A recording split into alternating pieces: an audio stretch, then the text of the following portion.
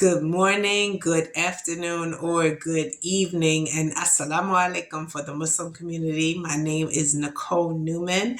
It's October 1st. I'm coming live from Philadelphia, Pennsylvania, and I'm super excited today. I wish I don't have all good news, but I'm still excited.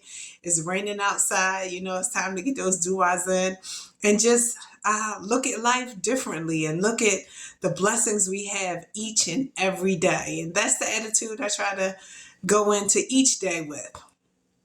Now, we're going to start with accountability because I really don't have too much good news. September was great. I think I said in my last video that I paid off $375 on my student loans when the goal was $200. So I almost doubled the goal, but it came at a price. I got a nice little shut-off notice from PECO, the electric company in Philadelphia. Apparently, I didn't pay my electric bill. And I'm actually not surprised because 5 years ago, when I was robbing Peter to pay Paul to just manage my expenses, PECO hardly ever got paid. They only got paid when a shut-off notice came. So I went back to a bad habit, and wealth building is also about breaking those bad habits. So today is Saturday, and I said I wouldn't make a video until I at least paid part of the electric bill. It's not all paid off, but it's partially paid. So that's my bad news. I focused too much on my student loans at the expense of PECO. And I make intentions not to do that again because PECO has been great to me. PECO has absolutely been amazing. What else did I do?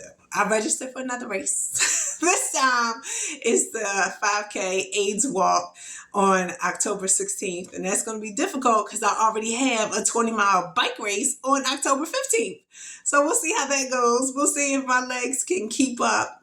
It's raining today, so I didn't go for my run. So it looks like I'll be at Planet Fitness in a little while trying to get it in. So what else did I do? I did my budget, registered for some races, made intentions to go to yoga, and I'm ready to talk. I'm ready to talk about the mindset of business. I think people think business is different. There really is no difference between owning a business and going to work. It's the same thing. It really is. The difference is in the tax code.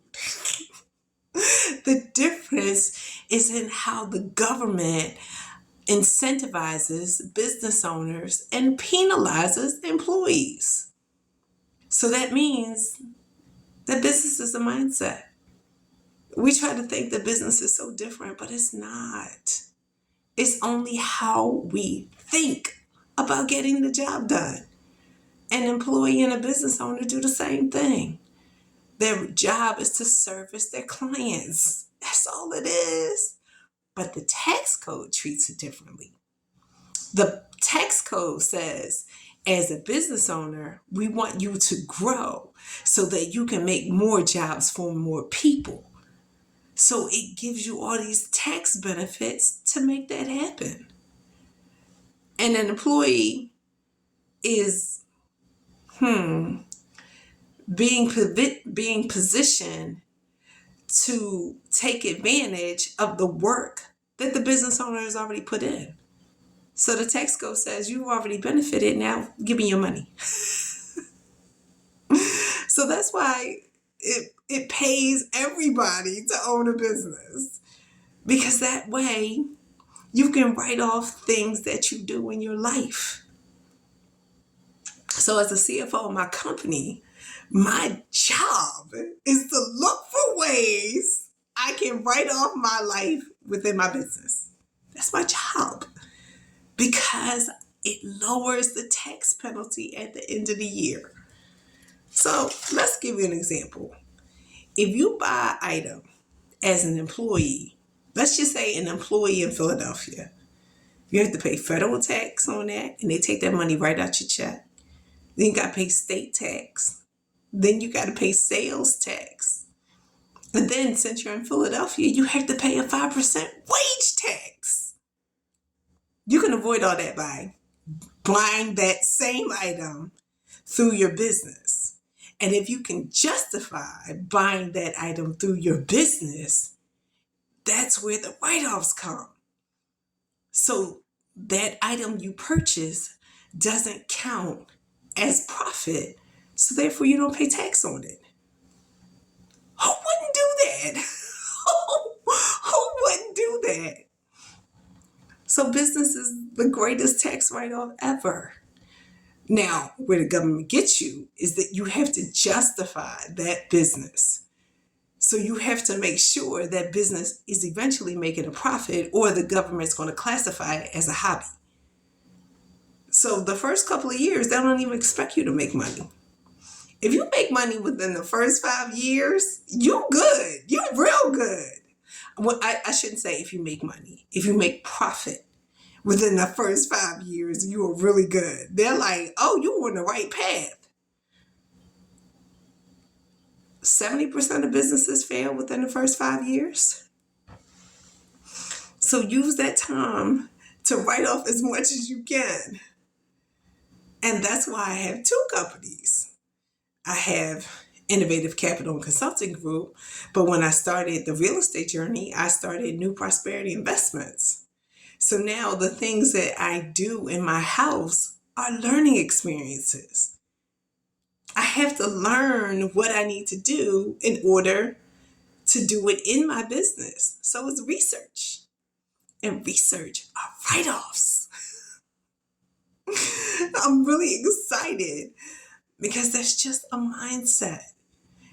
So my mind thinks, if I had to buy something, first, can I write it off in my business? Actually, no. Second, can I write it off in my business? First, am I getting the best price? And I shouldn't say price. Am I getting the best value? I'm not price sensitive. I'll pay a lot of money if the value is worth it. So can I get a good value, and then can I write it off in my business? That's the whole conversation today. But I think that conversation is important as we go forward, so you understand how I think about things. I want to write off as much as I can in my business. See this? Oh, it's on inside out. Allstate hot chocolate. Running is a part of my business. And running is something I would do if I wasn't in business. But now that I can write it off, oh, I'm really excited now. So tomorrow's video, we'll talk about planning ahead. Because planning ahead is a wealth mentality. I look forward to our business wealth mentality conversations. Thank you for joining me. Bye-bye.